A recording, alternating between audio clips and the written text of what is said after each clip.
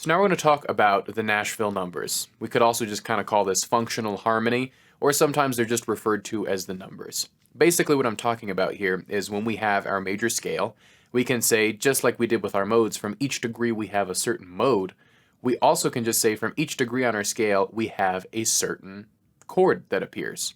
And there's a very specific formula that we use to figure this out. And when we do this, we can say, well, if I'm in the key of C major, these are all the chords that I have available to me. There's exactly 7, and that doesn't, strictly require me to use all of these 7. There are all these options of substitutions and everything like that, but understanding the chords that you have in any given key is a very, very important part to understanding harmony. And if you have this as a strong basis, it's really easy to kind of use it as a jumping off point to go into different directions. So we're just going to review this concept. Like I said, I'm calling it the Nashville numbers. That's often what is colloquially referred to because of the studio culture that obviously has existed in Nashville for a lot of American history. They'll famously have players come in, it's the first time they're hearing the song, but because somebody can write out the numbers, they instantly know what the chord progressions are and they can fit right in without really having to worry too much. So let's break it down. So like I said, we're going 1 through 7. I'm going to be in the key of C major, but as I play through these, I'm also just going to talk about the generic formula of each. So we're just going to go from a triad perspective to start off with. So what that means is I'm going to go through and I'm just going to say what the triads are that occur at each individual place. So my 1 chord in the key of C is C major. And if I was to just talk about that in a more abstract sense, my 1 chord is major, which makes sense, right? We're in a major key. I'm just going to say my 1 chord is major. So anytime I hear 1, if I'm in the key of C major, my 1 is C major. If I'm in the key of G, my 1 is G major, right? Pretty straightforward there. Now we're going to go up to our 2 chord. So that means I have 7 notes in any major scale, and in the case of my C major scale, my second note is my D. So now I'm going to play D minor. My second chord of my key is a minor chord. So C major to D minor, right? So far my formula, as you can see, is major, minor. My third note of C major is E. And that's also going to be a minor chord. So far my 1 chord is major, my 2 chord is minor, my 3 chord is minor. All right, now we're at our 4 chord. So our 4 chord is going to be an F, and this is actually going to be a major chord. So my 1 chord is major, my 2 chord is minor, my 3 chord is minor, and now my 4 chord rather, is major. Now we get up to the 5 chord, which is also going to be major, right? So again, I'm just taking the notes from C major, C, D, E, F, G, A, B, C. I'm putting them in order, and I'm just saying for each one of these notes, I'm going to apply the formula. So I have my C major scale, C, D, E, F, G. I have my formula. I know my 1 chord is major, so I'm going to apply that to the C note, and I know it's major. I know my 2 chord is minor, so I'm going to apply that to the second note, which is D. And I know D minor is now one of my chords. I know that my 3rd chord of a key is going to be minor, so I'm going to apply that to my major scale, C, D, E, E minor, and so on and so forth. So you can see within the system how all we're doing is we're taking our major scale, we're taking our generic formula, and we're just putting them on top of each other to get all the chords within a key. So that was my 5 chord. Let's go up to our 6 chord. So our 6th chord, and I'm going to play it like this, is going to be A minor. And as I said before in our mode lesson, this is actually our relative minor. So my A minor chord, we'll also see in the key of A minor, it's actually going to be the same exact chords. That's going to be in our next lesson, but that's just a taste so that we can remind ourselves that C major is equal to A minor. That is, the key of C major is equal to the key of A minor. So my 6th chord is minor, and now we're at our 7 chord. And my 7 chord is going to be diminished. Now I'm just playing the triad shape here. Usually, I'm going to talk about the 7ths in a second. We have that half diminished chord, but I'm just going to keep it to that same simple triad that I usually do. And now I'm back at major. All right, so let's go over that formula one more time.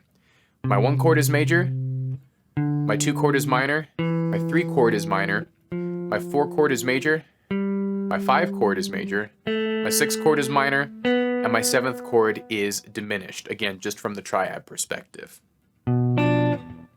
So if I play through all those, you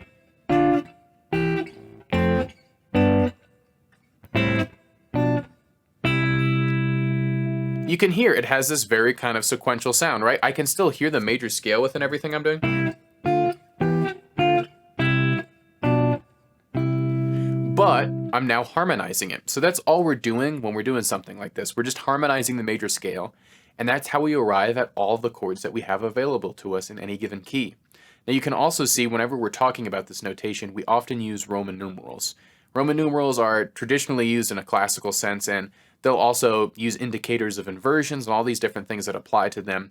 We kind of simplify that a little bit. The only thing to note is that when a Roman numeral is lowercase, it means it's going to be minor or diminished in that case.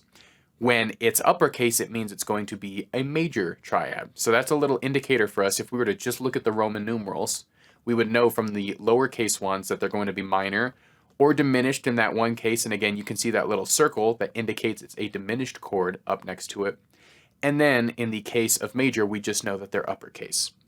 So those are all of the triads that exist in a given key. So if someone said, hey, we're in the key of C, we're going to play a 1-4-5 progression. Do you think you can do that? Let's talk about how we would achieve that. Well, we would say, well, we're in the key of C major. We're going to play a 1. Okay, so that means my first chord. We know from our formula that it's just going to be our 1 chord. If it's in the key of C major, it's going to be a C major chord, right? So that's pretty simple. Well, now we're going to go to our 4 chord. So our 4 chord is also going to be major. Okay? And then they said 5, right? So I went 1, 4, and now I'm going to go to my G chord, and we know from our formula it's also major. So let's play a 1-4-5 progression. Right? I'm sure they'll be doing a song that has a little bit more to it than that, but you can see how I was able to use just 3 numbers to completely describe a chord progression to someone. That doesn't tell me the rhythm, but it tells me the harmonic structure.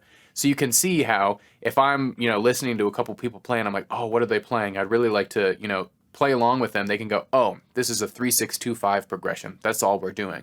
I can go, okay. So I'm going to play my 3 chord. So my third note is E. I know from my formula it's E minor. Okay. Then they said 6.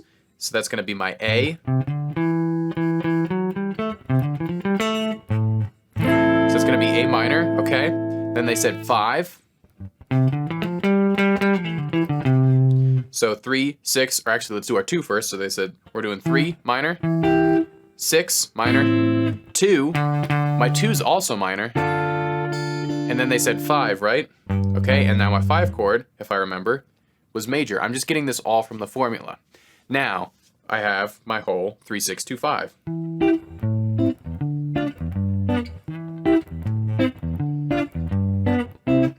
Again, what they're playing might have a little bit more to it than that, and I'm doing it in kind of just a simple, almost, etude type way, but it shows that we can use this, this formula to describe different chord progressions that happen within a given key. Now, when you start off doing this, you might think, well, this is cool and all, but it is a little bit roundabout. Honestly, I'd just rather have them tell me it's E minor to A minor to D minor to G, and that's well and fine. The thing that you might run into, though, with this is you might not really know where you are harmonically within the progression. This not only communicates to me what chords I need to play, but it tells me how the progression is working. If somebody said, actually, you know what, in my voice, this is a little low for me. Do you mind if we move the song up a half step? If you were using those same exact numbers, you might be a little hard-pressed to push that up, right? You might go, I guess I can just add a sharp to everything, but maybe that's a little weird. Whereas in my mind, if someone said, let's take that up a half step, well, I'm still playing the same 3-6-2-5. It doesn't really make a difference to me. And because I'm able to think about that, no matter the song or no matter what I'm playing, I can think about the structure and the harmonic kind of integrity of any chord progression. So when I'm playing a blues, I'm not thinking, oh, I'm playing this A chord and then this D chord and then this A chord and then this E chord. I'm just saying, oh, I'm playing a 1-4-5 12-bar blues. It doesn't matter the key. It's the same exact thought process in my mind. And by making it kind of this abstract or generic formula, I'm able to play in any key, and it's not really a problem to me. Additionally, when you get more and more comfortable with this, it's easier to figure out songs. It's easier to remember songs because, again, it's sometimes hard to go, okay, E minor, A minor, D minor, G, and I have to remember those instead of 3, 6, 2, 5. And another reason that's easy to remember is because I know 3, 6, 2, 5 is a pretty common progression. I've played it in a bunch of keys, I recognize it in songs, and the more and more I think about things generically, there might be two songs where one's in the key of E and one's in the key of G, and if I'm just thinking about the chords, well, they're just kind of their own separate thing. But if I'm thinking about it in this way, I might go, oh, those are both 3, 6, 2, 5 progressions. And I might say this song and this song are just alike. And your ability to retain, remember, and to learn new songs really exponentially increases no matter the genre. So now that we've broken down the triads, what we're going to do is we're going to add a seventh. So just as we said from each degree we can play a triad, we're just going to add one more note so that from each degree we're playing a seventh chord.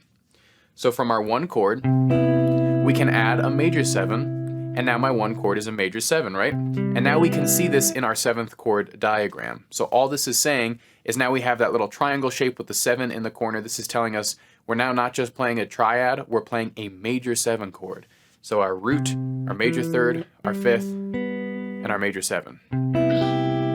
Now let's go to our 2 chord. Our 2 chord is going to be a minor 7. So since we know our second note of our C major scale is D, that means we're going to apply our formula, and now we have D minor 7. Okay? Let's go to our third note. Our third note was E. Again, we're just going to apply our formula. We know it's E minor 7. So far in each of these, if I just played my triad shape, that would be fine, right? But now I'm adding these color tones. I know individually what each one of these notes is as I apply it. Right, and you can see as I'm starting to add the sevenths, all of a sudden this progression has a little bit more color to it, and the applications can be a little bit more particular.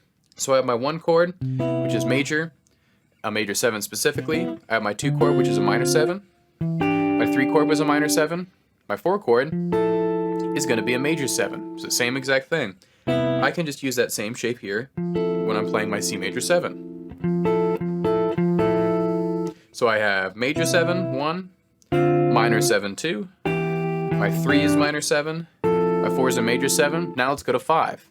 Now my 5 chord is going to be a dominant 7, right? So this is cool. When we originally looked at our 4 and 5 chord, we were just using the same voicing. We knew they were both major triads. Well, now that we're adding the 7th, the major triad is still there, but one is a major 7 and one is a dominant 7, right? So we see the difference now between these two chords as we're starting to add more and more extensions. All right, now let's go to our 6th chord. Our 6th chord is going to be a minor 7, and that minor 7 is A minor 7. All right, and now finally we're at our 7, and our 7th we're going to add the flat 7th degree to it. So that means before we were just playing a diminished triad, now it's going to be a minor 7 flat 5, or as we'll more commonly call it, a half diminished chord, which means we're playing our 1, our flat 5, our flat 3, and our flat 7. And I know I reversed the order of that just because I was playing it in that, but if we were to do it sequentially, our 1, our minor 3rd, our flat 5, and our flat 7. So again, you can see how throughout this course, intervals have really been the core, tool in me explaining everything. So I can't stress this enough.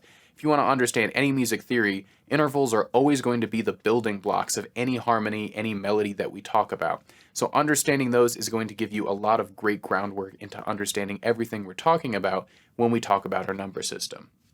So one more time, our 1 chord is a major 7 chord, C major 7 to be specific. Our 2 chord is minor 7, our 3 chord is minor 7, our 4 chord is major 7, our 5 chord is dominant 7, our 6th chord is minor 7, and then our 7th chord is a minor 7 flat 5, B minor 7 flat 5 to be specific in this instance, and then we're back at our 1, right?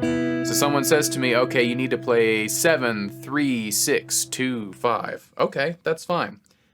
7, 3, 6, 2, 5, 1. Again, this might not necessarily sound like the style of music that you're gravitating towards, but it doesn't matter the genre. All of these concepts are really applicable to any genre that you're in. Learning how to understand how your chords work within the chord progression system or how we can take our major scale and apply chords to each of it, it's going to give you a great insight as to how you can play with any given key, how you can figure out the key of a song, and how you know, again, how chord progressions work and how to learn better as a guitarist, right? We always want to be trying to connect things when we can. As guitarists, sometimes because it's so position-based, we can learn a lick that's really cool, but we might not really know what's happening. So when you apply theory like this to what you're doing, you can all of a sudden go, oh, these 5 songs I know, they're actually kind of all the same chord progression. Maybe that's why I like these songs, and maybe when I write something, I might use that same chord progression. These are the types of things you can really gain and gather when you start investigating this part of your playing. Obviously, it's not always fun as instantly learning a lick, but when you really start to dive into this information, the reward is incredible because all of a sudden, you're now no longer just kind of playing all of these separate things and just, I like this and I like that and I like this and this is 5th fret, 7th fret. All of a sudden it's no, this is all actually connected and I can see the common threads amongst everything that I do. So just a little tidbit of that system. We're now going to talk about in our next lesson how we can use the same thought process through the minor chords.